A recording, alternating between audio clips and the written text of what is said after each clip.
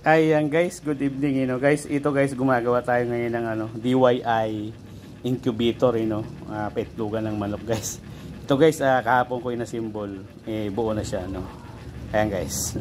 Ayan guys, ito guys yung adapter, 220 siya. Ito. Pero nakaano siya guys na may may fuse, Bago siya bumigay ang kuryente, dadamon dito sa fuse kaya ma-safety siya. Ito adapter siya guys, para sa blower niya. Yan, buksan na natin guys. Yan, umiilaw, ibig sabihin nun bukas na yung blower sa loob. Ayan.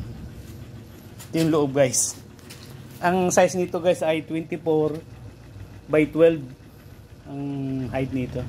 Ito guys, ayan. Ayan guys, ayan yung loob. Ayan yung blower guys, nasa loob. Ayan. Dito yung pinto niya guys, ayan. Ayan. Kaya ang kasya nitong itlog guys ay mga 50 peraso. Ayan guys. Ayan na siya guys, ayan. Ito na siya. Yun.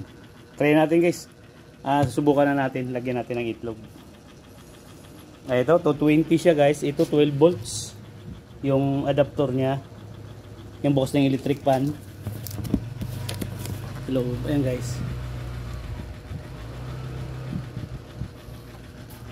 Thank you guys. Try natin kung makapagpisa tayo, Thank you guys, thank you.